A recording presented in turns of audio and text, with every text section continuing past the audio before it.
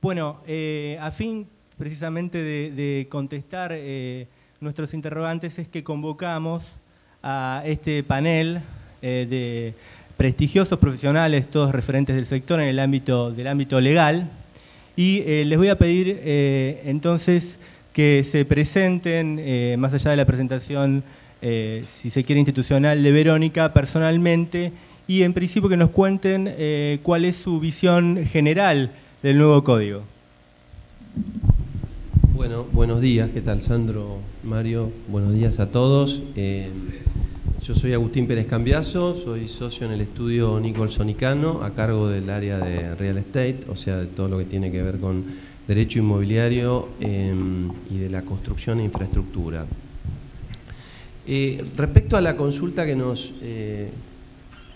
formula como primera inquietud Sandro, yo tengo dos reflexiones básicamente desde el punto de vista personal sobre el denominado nuevo código. Por un lado, entiendo que se trata en mi opinión, ¿no? Y siempre desde el enfoque del negocio inmobiliario, de los aspectos que tienen que ver con nuestra materia, que es la de el derecho inmobiliario. Por un lado, entiendo que se trata más que nada de un nuevo ordenamiento, es decir, si consideramos que la principal fuente siguen siendo los códigos de Vélez, al punto que muchos artículos se repiten y hasta se reiteran literalmente.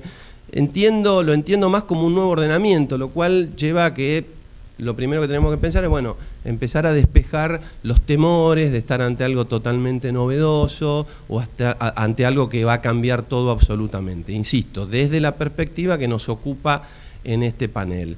Nuevo ordenamiento que sistematiza unificando los dos grandes cuerpos que existían antes, incorporando criterios doctrinarios y jurisprudenciales, es decir, actualizando el derecho y consagrando legislativamente una gran diversidad de opiniones de los autores o de fallos de los tribunales que habían venido a resolver cuestiones o interpretativas o cuestiones de lagunas que presentaba la ley anterior. La segunda reflexión tiene que ver con el hecho de que, en mi opinión, y reitero, desde el enfoque de nuestra materia, el nuevo código o el nuevo ordenamiento es bastante auspicioso, es decir, a mi juicio satisface las expectativas del mercado, insisto, incorporando mucha doctrina y jurisprudencia y convirtiéndolo en letra o en ley. Y tal vez la única problemática, por lo menos importante, que se vislumbra frente a esta visión, tiene que ver con la mal llamada especificación, que entiendo que en el próximo panel se va a abordar con profundidad, desde que aparece un artículo que genera algún tipo de conflicto aparente interpretativo y que parecería romper con la armonía que presenta el resto del código, o bien parecería romper con lo que son los estándares de la evolución legislativa en cuanto a que normalmente las normas tienden a adecuarse a los usos, a las prácticas, a las costumbres de la evolución comercial y de los negocios y no a la inversa. Pero bueno, ese es un tema que seguramente en el próximo panel lo van a tratar más en profundidad. En definitiva, las reflexiones, nuevo ordenamiento, moderno, actualizado, ayornado. Empecemos a perderle los temores de estar ante algo que va a cambiar absolutamente todo, insisto, desde nuestra perspectiva jurídica del negocio o de las figuras del mercado inmobiliario. Y segundo, este nuevo ordenamiento que consagra una serie de figuras bastante interesantes y que aparece como verdaderamente auspicioso.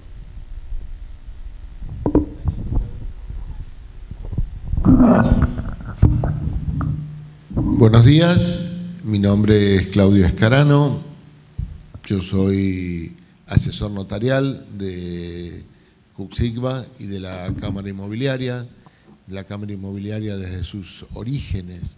Hemos empezado a plasmarla y a hacer sus estatutos desde ya hace muchísimos años.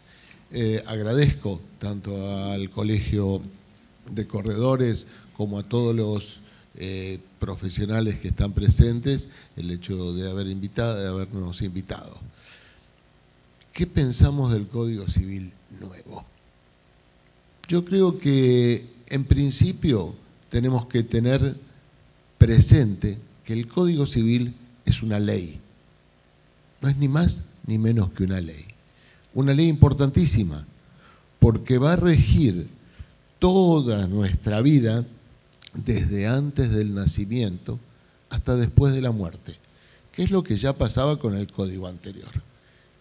Se ha incorporado la parte comercial que antes estaba separada, y está muy bien que así haya sido porque hoy se confunden mucho los contratos. Hay algo que dijo Agustín que es cierto: no tenemos que tenerle miedo en absoluto. Generalmente cuando vienen los cambios uno piensa que hay revoluciones, hay temores, ¿qué pasará? Todo, no todo cambia, al contrario, incorporó este código, como bien lo decía él, jurisprudencia y doctrina. A mi entender, si bien hay un cambio de paradigma, fundamentalmente en las relaciones de familia, como también van a ver en el otro panel, también en cuanto a la visión. El código anterior era un código más bien individualista, que tomaba al hombre singular e individualmente como centro. Hoy este código lo toma más como comunidad, como generalidad, y dan preponderancia desde el derecho constitucional al que él somete y fundamentalmente también a los tratados internacionales. Se toma muy en cuenta lo que son el medio ambiente, los intereses comunes, la comunidad en general, el biosistema, etcétera, etcétera. O sea, los derechos individuales que siguen siendo individuales, que siguen siendo protegidos, tienen por encima un interés superior. Y también el código no es demasiado puntilloso, a mi entender, y deja abierto lo que será después el trabajo de la doctrina y sobre todo la jurisprudencia.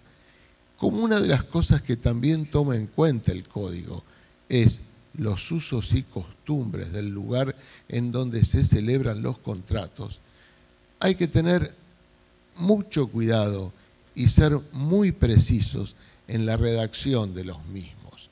Hay algo que yo sugeriría nos vayamos olvidando, porque lo aprendimos muy rápido y a veces no es bueno, que es eso que está en las computadoras, el copia y pegue. Tratemos de olvidarnos. Olvidémonos que hay contratos hechos a confección. Yo creo que cada contrato tiene que ser un traje a medida y explicar exactamente bien, ya lo vamos a ir viendo, cuáles son los objetos de los contratos, pero hay una característica de los contratos que es la causa, que generalmente no le damos en una redacción rápida importancia, y yo sugiero que lo tengan muy en cuenta.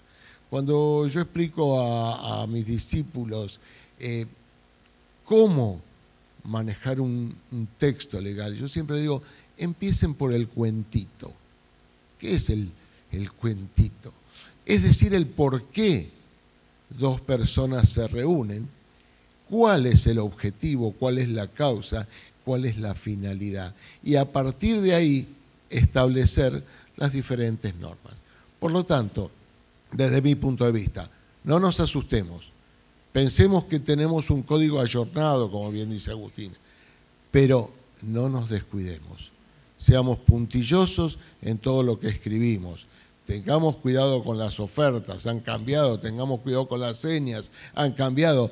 Tengamos cuidado con las tratativas preliminares, son importantes. Tengamos cuidado con lo que decimos en un mail, que es una prueba muy fuerte. Pero sobre todo, profesionalicemos la actividad. Eso es un primer pantallazo. Gracias, Claudio. Daniel.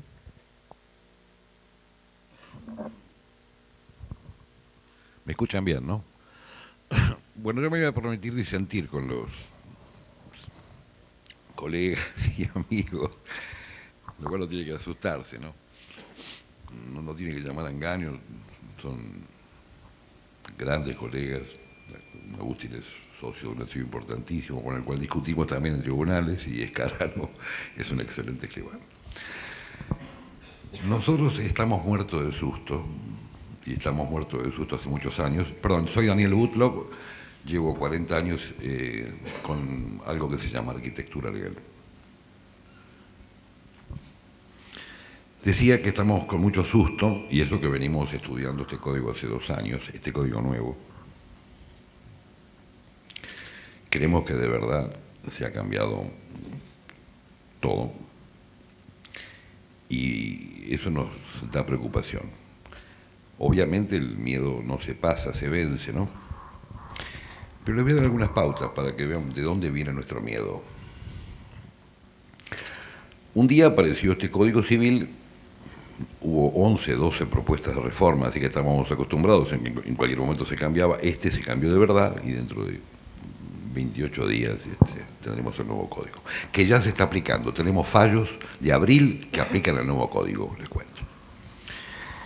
Es un código que cambia paradigmas. Paradigma es una palabra griega que invierte las cosas. Valores que teníamos por siempre pensados ahora han cambiado. Les voy a dar unos cuantos ejemplos de esto. Ni hablar en la parte de constructiva, pero en general también. Este es un código que, a diferencia del anterior, plantea situaciones diferentes, ya no de normas. No es que cambiaron una norma por otra. Valores. Recuerdo cuando el matrimonio era muy importante. Hoy es importante la unión convivencial. Cuando el hijo legítimo era muy importante. Hoy un hijo natural vale igual que un legítimo.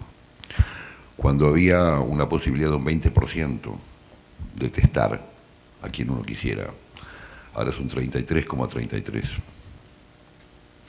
Y cuando uno no podía beneficiar a un hijo en reemplazo de otro, hoy puede beneficiar a un hijo discapacitado con relación al hijo normal. De cuando la firma no podía ser un signo, hoy la firma puede ser, además de digital, un signo. O sea, yo podría ir a la escribanía y decirle: mire, escribano, acepte mi firma, es un punto. De cuando los countries se organizaban como propiedad horizontal o división por geodesia. ¿Cuánta gente tiene de ustedes tiene una cuota, una parte, una acción, ¿no? Eso ya no existe más. Todos los que están sentados acá, que viven en country y tienen división por geodesia, dejaron de ser titulares de dominio perfecto, ahora tienen dominio imperfecto, porque ahora hay algo que se llama conjuntos inmobiliarios, en la cual la ley cree más que en lo que se creía antes. No hay más locación de obra. ¿Se acuerdan de la locación de obra? No hay más locación de obra, hay contrato de obras. No sé qué haremos con nuestros libros, ¿no? Yo tengo un tratado de locación de obra que me dejó mi viejo hace 40 años. Y así, uno por uno. Por dar un solo ejemplo de lo que está pasando, les cuento que hace 10 o 12 años preparé para una empresa inmobiliaria muy importante y constructora que está acá sentada, un boleto de compraventa, de esos preparados especialmente para gente que hace 200, 300 viviendas y que vende un departamento por día. Bueno, 12 años después me llama esta empresa y me dice: ¿está bien este contrato o hay que reformularlo? Entonces, reformular mi propio contrato, mi propio boleto de compra-venta, el mismo que yo había hecho hace 12 años, nos lleva ya 4 o 5 días de estudio. Porque, claro, no hay más horizontalidad.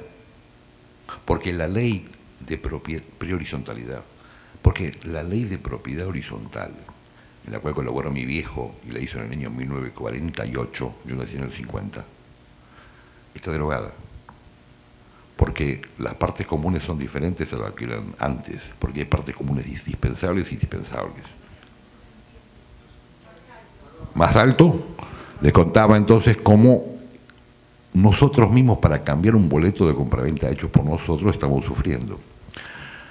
Porque hay nuevos tipos de responsables para la ruina. Yo digo, los inmobiliarios que están acá sentados, los que se llaman desarrolladores inmobiliarios, ¿tendrán idea qué es un desarrollador inmobiliario?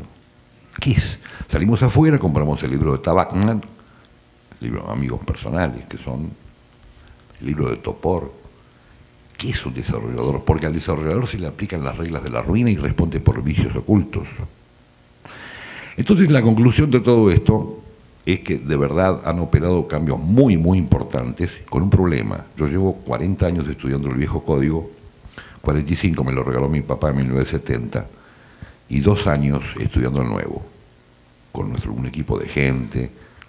Entonces estamos con un conocimiento muy, muy limitado de este nuevo código. La reflexión mía, y va a ser raro de escuchar,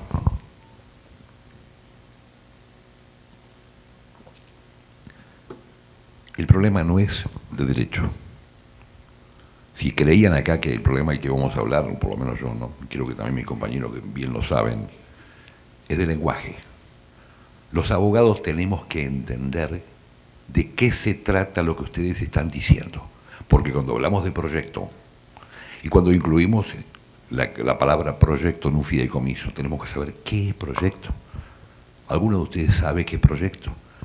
De arquitectura me refiero. Si yo repartiera un papel entre todos ustedes, tendría 300 o 500 opiniones diferentes. Una cosa es proyecto para la ley y otra para el uso y la costumbre. Si habláramos de representación técnica, de dirección de obra, de dirección ejecutiva, de vicios ocultos, de ruina material, de ruina funcional, de croquis, del contenido del manual de ejercicio profesional del arquitecto. Señores, el libro más importante que existe en arquitectura en el mundo, el Neufert, habrá arquitectos inmobiliarios que lo conocen muy bien, tiene 40 primeras páginas dedicadas a la arquitectura legal que nadie ha leído, porque los arquitectos no lo leen porque les gusta la parte de diseño, acá tienen uno, por ejemplo, y porque los abogados, ¿cómo van a leer un libro de arquitectura? Tenemos que batir el problema del lenguaje que hace que no se entiendan nuestros mensajes como abogados, como excelentes abogados o escribanos, que lo son mis compañeros, con el que están entendiendo ustedes. Para ello hay una regla básica, ¿no?, que yo tengo. Lo que no cambió fueron los libros de arquitectura y de ingeniería. Señores, cuando les tenga que mostrar cuál es el uso y la costumbre, mi primer tema cuando me lo pregunten acá, ¿cómo voy a probar el uso y la costumbre de un ingeniero, de un inmobiliario? ¿Cómo? La ley está, hasta las garantías están dadas en materia de usos y costumbres. El precio de los contratos, ¿cómo voy a hacer? Voy a tener que acompañar libros de arquitectura y voy a decirle, mire señor juez, el Neufert dice esto, el tratado de Schmidt sobre pilotiles de tracción dice esto, por eso pongo pilotiles de tracción, no porque esté permitido o prohibido, sino porque el uso y la costumbre me lo indica. Para mí entonces, y en conclusión de este primer pedacito, el tema es complejo, el tema da miedo, el tema asusta, pero bueno, el miedo se vence. Gracias, Daniel. Muy interesante, las visiones y muy complementarias. Daniel, mira, no puedo resistirme a la tentación, ya que te tengo acá al lado, de preguntarte un tema que es de actualidad y que es un poco, está fuera del programa, de lo que es el nuevo código, pero que a todos los que estamos trabajando en el mercado inmobiliario y en la industria de la construcción nos resulta por demás interesante. Y esto es la famosa sentencia de un juez respecto del edificio de Kramer al 3100, que para los que no están al tanto, un juez determinó que una disposición de planeamiento del gobierno de la Ciudad de Buenos Aires para hacer un edificio no es legal en términos de que por una disposición precisamente que permite exceder la altura de distrito, el juez dice que el gobierno va a tener que demoler parte de los pisos superiores. Y bueno, todos los medios levantaron esta información y todos los que tenemos obras en situaciones similares y estamos como muy preocupados. Contame un poquitito del tema, Daniel. Bueno, yo supongo que todo el mundo ha leído la tapa de los diarios hoy y ayer sobre este tema. Clarín, que es uno de los auspiciantes de esta jornada, se te lo ha publicado. Eso no existe en la realidad. No es verdad lo que estamos leyendo. No porque nos engañan, sino porque los fallos de los jueces no entienden lo que es una obra. Lo voy a poner en conocimiento. Primero que nada, hay 1000 obras ordenadas la demolición por la Municipalidad de la Ciudad de Buenos Aires, por el Gobierno de la Ciudad de Buenos Aires, 1000. Perdón, 1000 había hace unos 2 años, quizás ya más, que no se han podido cumplir. Y no se han podido cumplir porque los jueces no entienden que demoler es construir y que para construir hace falta romper. Imagínense un edificio de 8 pisos.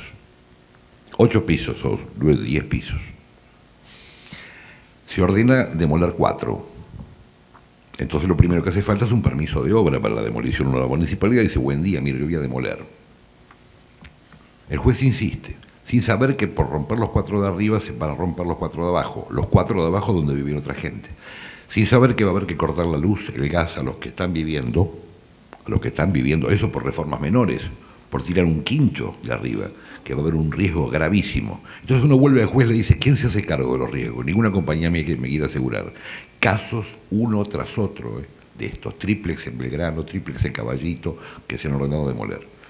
Los jueces tendrán que encontrar alguna otra forma, indemnizar, cobrar, regalar las obras, los metros que están ejecutados de más a alguien, venderlos, transformarlos en plazas, pero es mentira que se puede demoler de esta forma. Lo que estamos leyendo me parece bárbaro, no digo que sea mentira de mala fe, es por no entender que es una obra.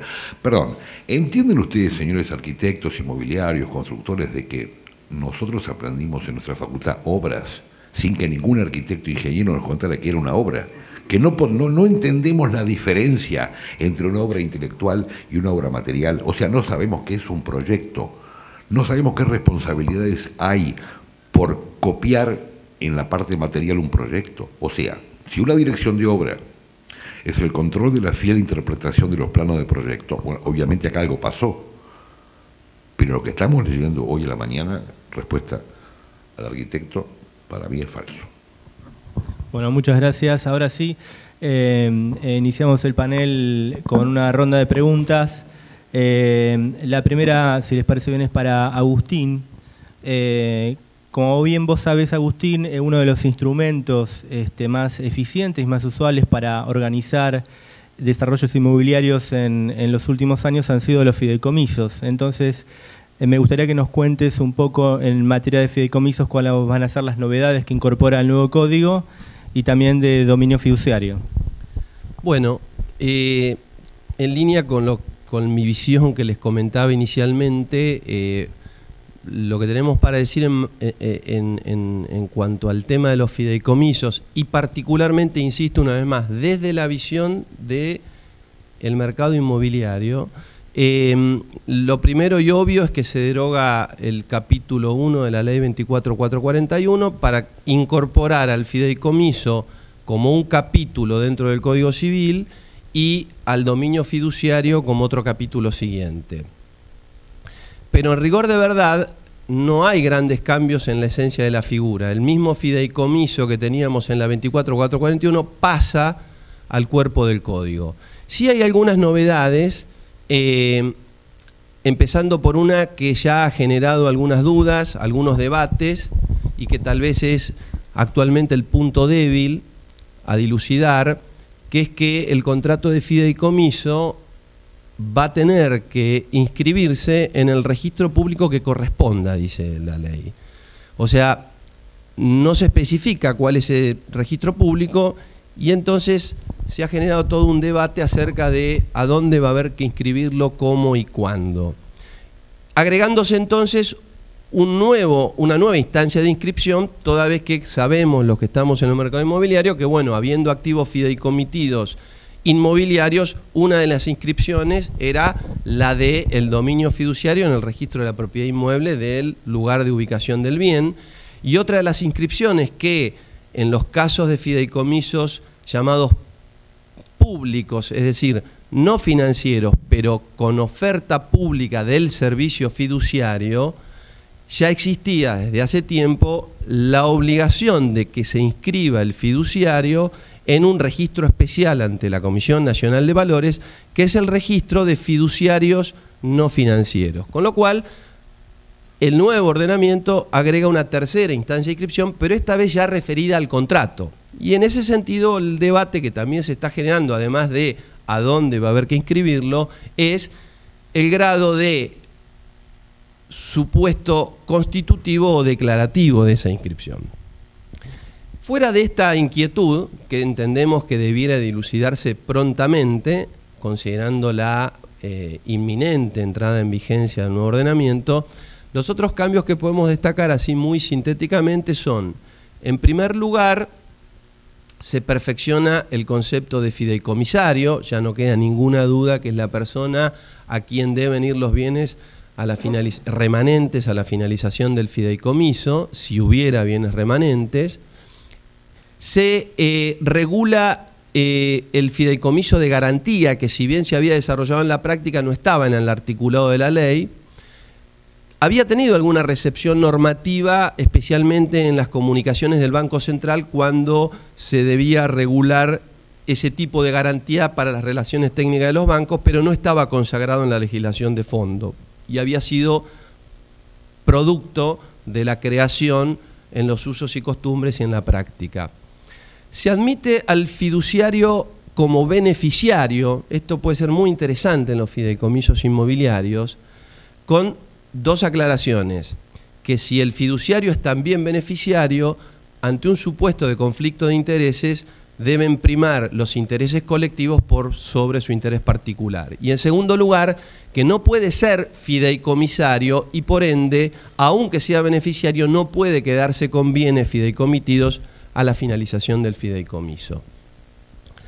Se perfecciona y se mejoran los procedimientos de sustitución del fiduciario y todo lo que tiene que ver con la inscripción y la transferencia de los bienes fideicomitidos en los casos de cesación de un fiduciario y nombramiento de un sustituto. Uno de los grandes inconvenientes que en la figura actual se presentaban era el caso de los fiduciarios personas físicas y su fallecimiento. Bueno, para darles un ejemplo en este sentido, el nuevo ordenamiento lo que establece es que en esos casos, ¿sí?, los interesados, por ejemplo los beneficiarios del fideicomiso, podrán prescindir de la intervención judicial e impulsar ellos la transferencia de los activos fiduciarios, y además el Código agrega, en esos casos, el instrumento judicial, notarial o privado autenticado por el que se designara al fiduciario sustituto va a ser instrumento suficiente para rogar la inscripción de la transferencia de los bienes fideicomitidos ante los registros que correspondan. Se agrega una obligación a los fiduciarios de contratar un seguro de responsabilidad civil objetiva, es decir, un seguro que cubra las contingencias de los daños que puedan derivarse de las cosas fideicomitidas. Bueno, esto probablemente en los productos al costo o en los fideicomisos inmobiliarios le agregue un costo adicional a la estructuración, aunque en una visión un poco más realista y práctica, ya de por sí, especialmente en los fideicomisos inmobiliarios, ese tipo de seguros estaban previstos porque en el fondo eran los típicos seguros que reclama el fiduciario como comitente a las empresas constructoras en el elenco de seguros que probablemente estén regulados en cada contrato de locación de obra o a partir del 1 del 8 contrato de obra, como bien dijo acá el colega. Y por lo demás, se regula, como les decía, en forma separada en el capítulo siguiente al dominio fiduciario. Lamentablemente, a mi juicio, se perdió la oportunidad de sacarle el mote de dominio imperfecto.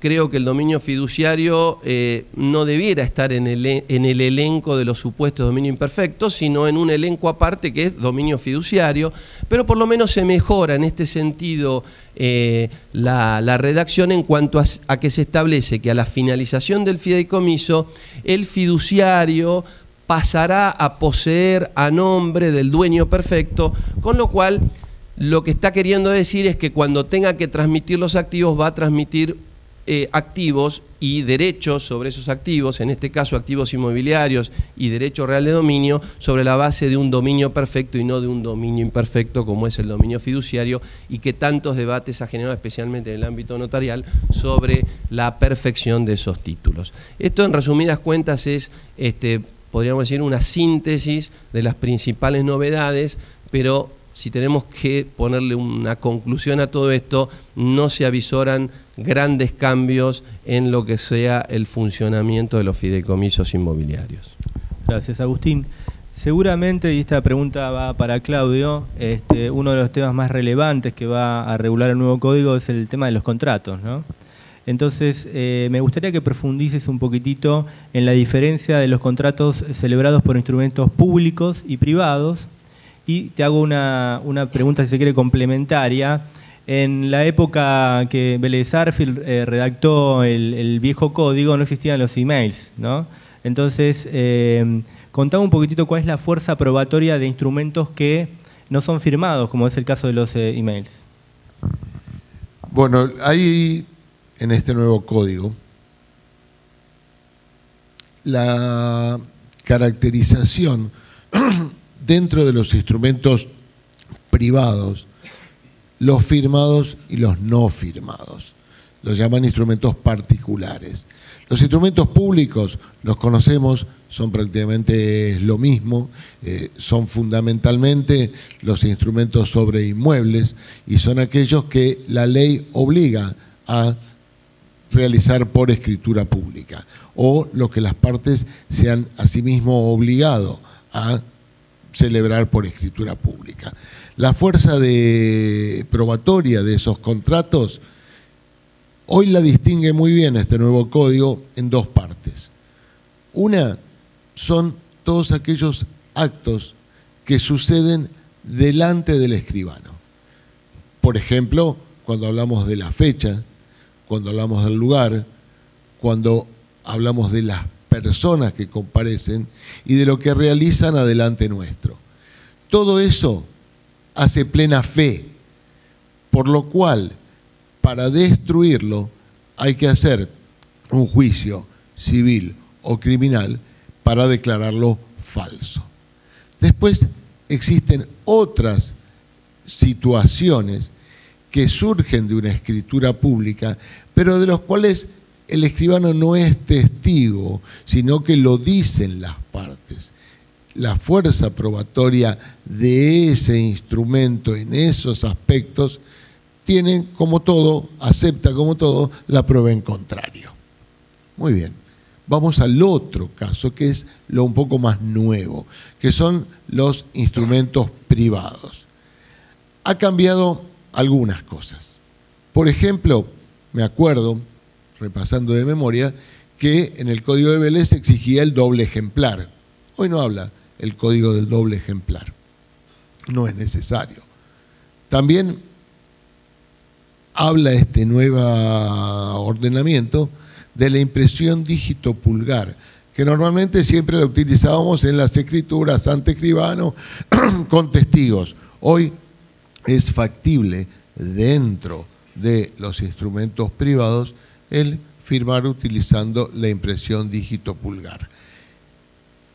Algo que, lo primero que yo dije cuando hablemos del código, que es una ley, las leyes pueden ser modificadas. Creo que vamos a tener varias modificaciones en el transcurso del tiempo de esta ley que es el Código Civil. Hay cosas quizá ambiguas, hay cosas que se pueden perfeccionar y las vamos a ir viendo en el transcurso del tiempo. Una de ellas, a mi entender, es cuando hablan del I y el O. En la impresión dígito pulgar dice que puede poner la impresión dígito pulgar aquel que no pudiera o no supiera firmar, o existir la presencia de dos testigos. En lo personal considero, y que creo que es aconsejable como buena praxis, es que sea la impresión dígito pulgar y la firma de los dos testigos. Pero bueno, todo eso lo vamos a ir viendo, todo se va a ir perfeccionando. Por eso yo lo primero que también dije es la profesionalidad en el texto, en la hechura del documento jurídico. Cada palabra, como decía Daniel, es importante. No quiere decir todo lo mismo o cualquier... No, es muy importante. Y el uso y costumbre es cómo se usa esa palabra dentro de un determinado contexto. Entonces, vos me hablaste de los emails. Esos son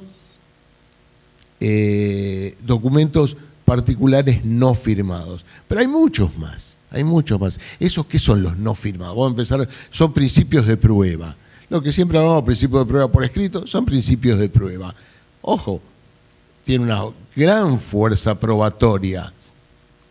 Pero también lo son los folletos, los anuncios, los afiches.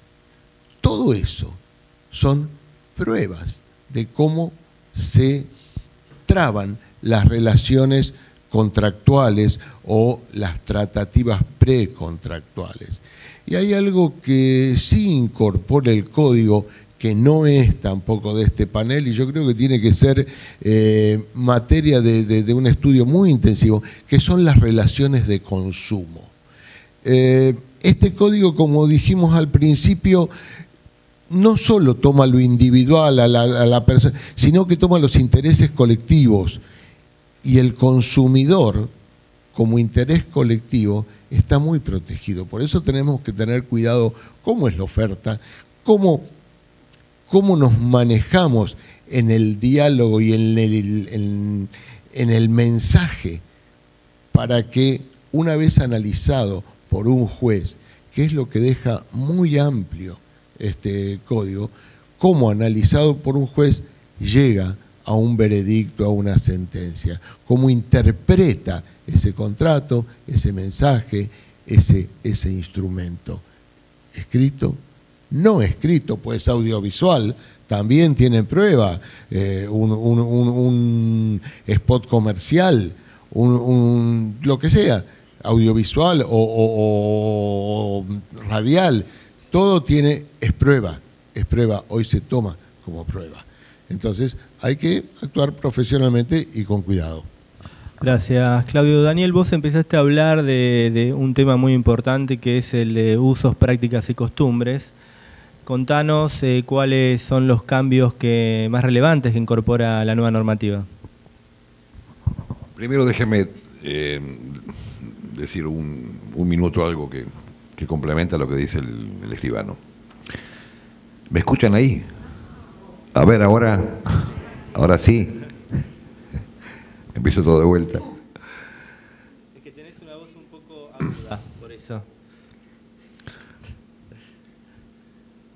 El tema, fíjense ustedes, Claudio Jarano trazó la diferencia entre el viejo código y el nuevo código, ¿no? Yo hablaba de otros valores. Primero que nada, la época de Vélez Sarsfield no era tan proba y tan perfecta como la imaginamos, ¿no? Escribió el Código Civil en lo que es hoy el Hospital Italiano. Esa era la quinta de Vélez Sarsfield, que estaba embargada. Cobró 100.000 pesos en oro, o 100.000 pesos oro para hacer. Esto lo dice la historia de Vélez Sarsfield, que está contada por Abel Chaneton, ¿no? Los diarios hablaron pestes durante 3-4 años sobre cuál era la obra de Vélez Sarsfield. Alberdi se vivía burlando de la obra de él, ¿no? Les cuento para que vean la idea y no imaginen que esas eran épocas ajenas a lo que pasa hoy. Un tema. Segundo tema, la explicación sobre lo que dijo Carano. Caro contaba la diferencia entre instrumentos particulares y privados. ¿Me escuchan, no? Para mí no está allí la principal diferencia. Lo que hoy, cuando salgan a la noche, van a tener que pensar. Es cierto que existen todos estos cambios, pero hay un cambio que es más importante y que es vital. Cuando yo era chico, y hasta hace muy poco tiempo, contrato era contrato y había cosas parecidas, por adhesión, contratos predispuestos. El famoso contrato de la letra chica.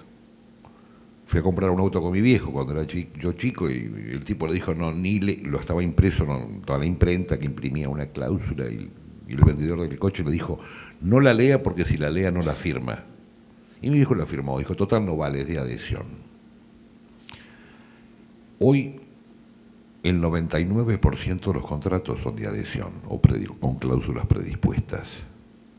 Yo pregunto, un contrato de fideicomiso, ¿no?, en el cual uno se adhiere, no es un contrato de adhesión. Y los contratos que están impresos en los libros no son de adhesión. Y cuando un martillero, un corredor público vende a 100 personas un edificio con 100 contratos iguales, no es obvio que el contrato fue hecho en forma predispuesta por alguien. O sea, hoy los contratos predispuestos y de adhesión son la gran mayoría. Todos somos imprenteros porque imprimimos con la computadora en casa. ¿Y qué régimen tienen los contratos de adhesión?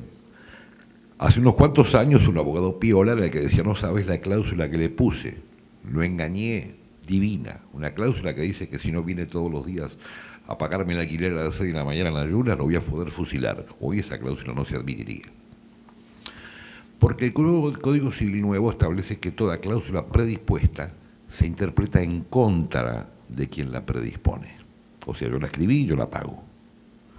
Que todo contrato de adhesión tiene un valor mucho más limitado que un contrato peleado y charlado. Miren qué diferencia. Y de ahí sale encima, pero además lo que me pregunta el señor. Me dice, ¿cuáles son los usos y costumbres? Y yo les pregunto a ustedes, ¿qué garantía darían por una casa que está vendiéndose? Porque a partir de ahora es lo que pacten las partes o lo que den los usos y costumbres. ¿Y cuál es el uso y costumbre por una casa? A ver, cuéntenme. ¿1 año, 2 años, 3 años? ¿A quién le preguntaremos? ¿Qué contestará Cusica cuando se le pregunte qué garantía se acostumbra a dar en Buenos Aires cuando uno compra una unidad a estrenar? Él se reunirá, el presidente, con sus consejo directivo y contestará un oficio. Habrá páginas de la revista Vivienda, de la revista Obra, del Constructor, por ejemplo, del ARC, que sale todos los martes, que nos dirán estado de las costumbres. Costumbre de garantía tanto. ¿Y cómo operará el tema de las costumbres? ¿Se acuerdan cuando eran chicos que decían que estaban todos aterrorizados por la responsabilidad decenal? 10 años, una cosa que todo el mundo habla de eso, ¿no?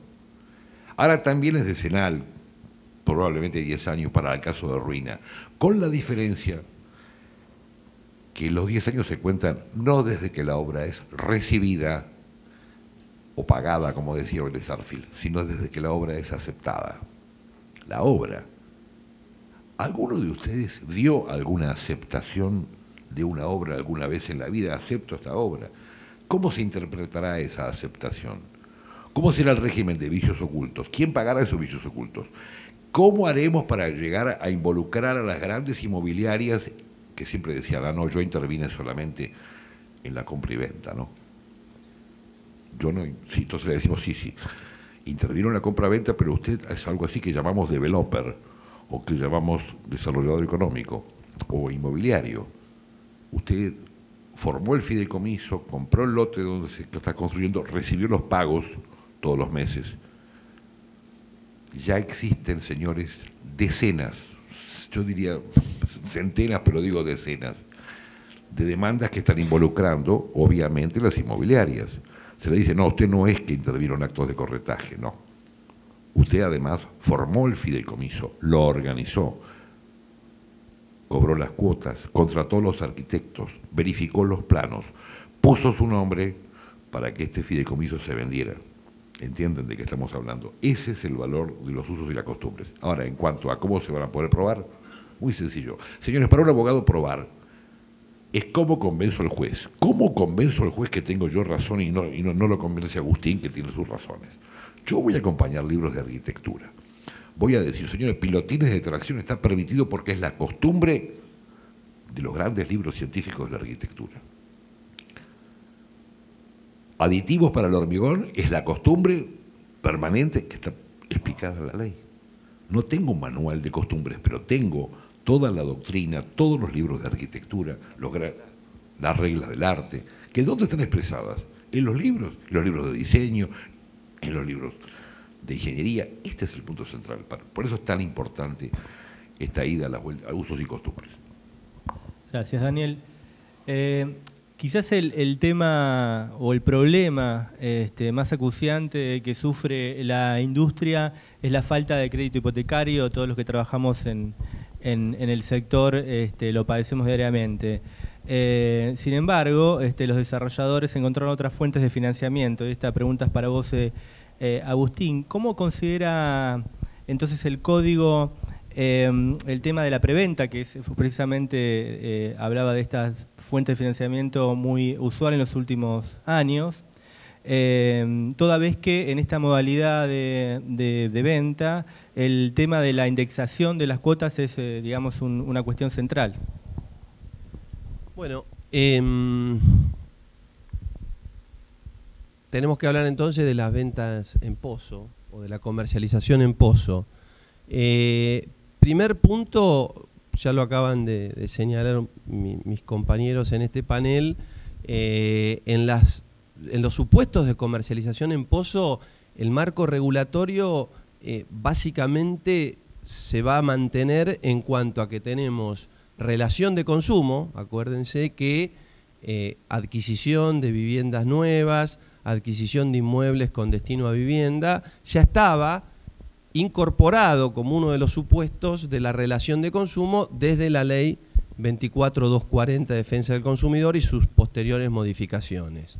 Se agrega, es cierto, como señala Daniel, un capítulo especial en el Código que viene a consagrar doctrina, jurisprudencia, usos y prácticas sobre la regulación puntual de los contratos de adhesión y otro capítulo adicional a ese de los contratos de consumo.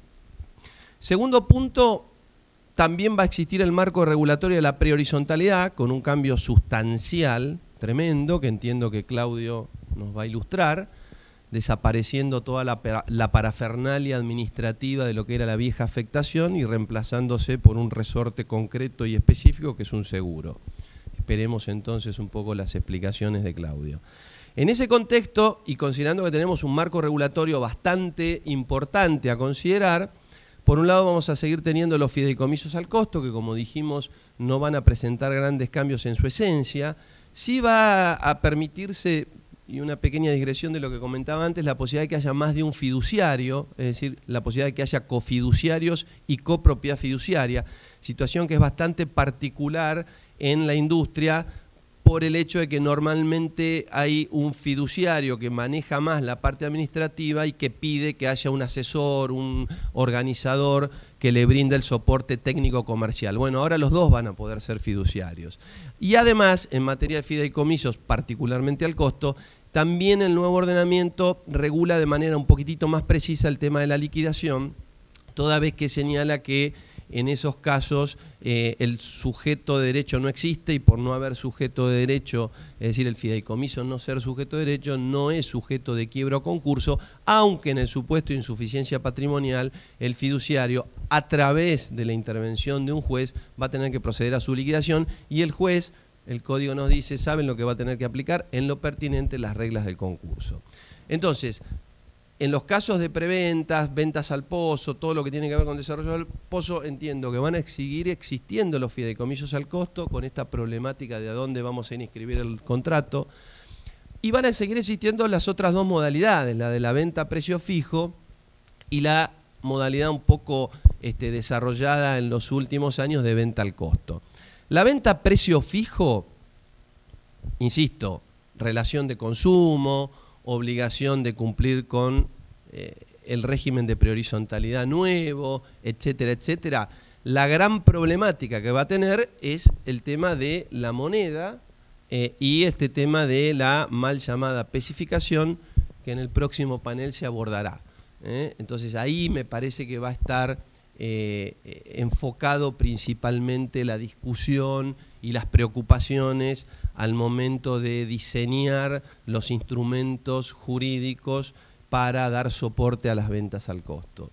Y en lo que hace a las ventas a precio fijo, y en lo que hace a las ventas al costo, que vale una aclaración una vez más, no es venta más índice CAC, porque, respondiendo a tu pregunta, el nuevo código no deroga la prohibición de indexar, sino que por el contrario, la prohibición de indexar o de repotenciar deudas sigue estando vigente desde la la vieja llamada ley de convertibilidad, que se derogó en lo particular todo lo que tenía que ver con la convertibilidad, pero que subsistió en vigencia, entre otras cosas, con su prohibición de indexar. Entonces, la venta al costo, insistimos, es la venta con rendición de cuentas, es la venta en donde el comprador termina pagando lo que costó hacer su unidad, y desde esa perspectiva, para llegar a demostrarle lo que costó hacer esa unidad, el vendedor lo que tiene que hacer es rendirle cuentas de la evolución de los costos, de la evolución de la obra, y llegar a una conclusión para poder determinar el precio. Es decir, son compraventas con precio no determinado, sino determinable. Y en este sentido, el nuevo ordenamiento en el capítulo de compraventa es bastante auspicioso porque abre la posibilidad de que las fórmulas de determinabilidad sean más amplias que las dos que inicialmente estaban previstas en el Código de Vélez o en el Código actualmente vigente y próximo a terminar en su vigencia. Es decir, se ha mejorado la regulación de lo que se denomina el precio determinable, admitiendo que las partes libremente pacten procedimientos de determinabilidad de precio en la medida en que se cumpla un requisito esencial, que es que a través del procedimiento que se determine, el precio no quede librado al arbitrio de uno de los dos contratantes, porque en ese caso sí estaríamos en presencia de un precio inválido, de un precio nulo que podría afectar la operación.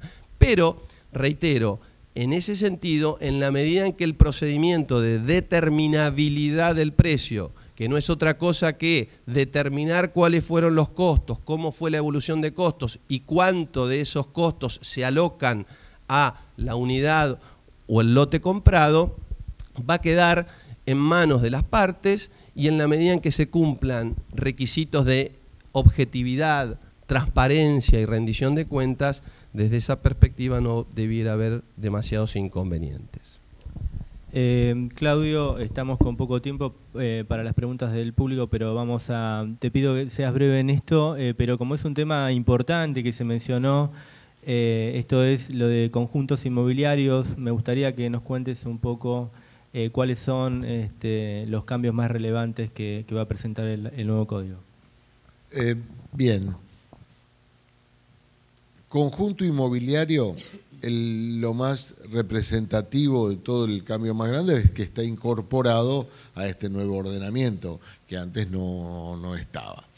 Pero yo no quiero dejar, aunque sea en este breve momento, de pasar por alto algo que Agustín habló, que dijo que yo iba a hablar, y es importante, que es la prehorizontalidad. Los conjuntos inmobiliarios, clubes de campo, ya de eso un poquito habló Daniel, sabemos que hoy se van a regir clubes de campo, barrios cerrados, por la ley de propiedad horizontal, que hoy es un nuevo derecho real. Si bien para los conjuntos inmobiliarios es un derecho real de propiedad horizontal especial, porque en un edificio la tierra es común a todos los departamentos. En un barrio cerrado, en un country, la tierra sobre la que se asienta la casa de la unidad, esa no va a ser común, serán las de las vías de acceso. Pero bueno, en ese sentido las diferencias están en la incorporación y en la regulación. Pero en prehorizontalidad, ahí en prehorizontalidad vemos que el nuevo ordenamiento tomó lo que el uso y costumbre en nuestra sociedad había decretado. Lo que cuando estudiamos derecho hablábamos del desuetudo, es no usar algo que está en vigencia. La ley de prehorizontalidad vigente, obligatoria, no se usaba. Pues bien, por lo tanto, hoy no hay una ley de prehorizontalidad que obligue, como obligaba a la anterior, a inscribir los boletos, a hacer un modelo de reglamento como iba a ser antes, a fijar un precio, etcétera, etcétera. No, todo eso lo soluciona, considera la ley, que lo soluciona mediante la obligación de quien construye un inmueble y vende una cosa aún no dividida en propiedad horizontal, una cosa así futura, contratar un seguro amplio y total que garantice no solo la consecución de la obra, sino el poder restituir, en caso de no hacerla al adquirente, las cuotas abonadas con más los intereses, etcétera, etcétera. Y ahí, otra vez, a mí me surgen algunas dudas, porque el artículo específico que da la obligación al desarrollador, al constructor, de contratar un seguro contra incendio, dice, lo pena, que si no lo contrata, no va a poder accionar en contra del comprador. O sea, si el comprador deja de pagar las cuotas y él no ha contratado el seguro, parece ser que no va a poder reclamarle esas cuotas. O sea, no va a poder, sí, siempre el comprador va a poder reclamar. Pero hay una palabra que dice, salvo que hubiera cumplido con todas sus obligaciones. ¿En qué etapa de la obra? Porque yo cumplo con mis obligaciones finales cuando le entrego el departamento, terminado en condiciones de habitabilidad de acuerdo a las características. Pero a los 2 meses no, tengo un cronograma de obra, debo por lo menos haber terminado las bases o haber salido de base a los 6, 7 meses, no sé. Entonces, eso también va a ser motivo de debate o de actuación jurisprudencial. Creo yo que ese seguro, que si bien está bien en parte o no, es discutible que no existan las anteriores normas de perihorizontalidad, el tema del seguro va a aumentar enormemente el costo de una obra, porque los seguros sabemos que son caros. Y una última cosa, ya que tocamos la palabra de propiedad horizontal, que dijimos que es un nuevo derecho real, que decimos que existe ahora lo que es el consorcio. El consorcio hasta ahora se debatía, no tenía personalidad jurídica. Algunos fallos jurisprudenciales se los fueron dando. Acá sí recepta el nuevo código el carácter de persona jurídica del consorcio, cosa que evita una serie de problemas. Y lo importante es que más allá de los reglamentos, las mayorías, ¿qué cambió grandemente? Las mayorías en las asambleas. Antes todos estábamos acostumbrados que íbamos y sumábamos porcentuales. Cuando estaba el 50% o el 51% del porcentual, ya se votaba con esa mayoría absoluta. Hoy las mayorías en propiedad horizontal van a tener que tener en cuenta 2 aspectos. Uno, el porcentual de dominio, y otro, la unidad. O sea, si hay un propietario que tiene el 50% o el 51% y hay 5 propietarios que tienen el otro 50%, va a ser necesaria también la concurrencia de los titulares de unidades funcionales para tomar las decisiones. Y otro aspecto muy importante es que si no existiera en la asamblea esa mayoría necesaria, las resoluciones que tome van a ser comunicadas a los ausentes. Y si el ausente no se contrapone, no contradice o no objeta esa modificación dentro de los 15 días, se va a tener por aprobada. Eso es muy importante porque, sobre todo en barrios cerrados, country, donde hay muchas unidades y nunca se lograban los porcentajes necesarios, ahora lo van a poder lograr. Y creo que estoy dentro del plazo. Así es, Claudio, muchísimas gracias. Con respecto a las preguntas del público, seguramente Débora después va a recoger el programa con las preguntas si las hubiere. Porque nos quedamos realmente con muy poco tiempo.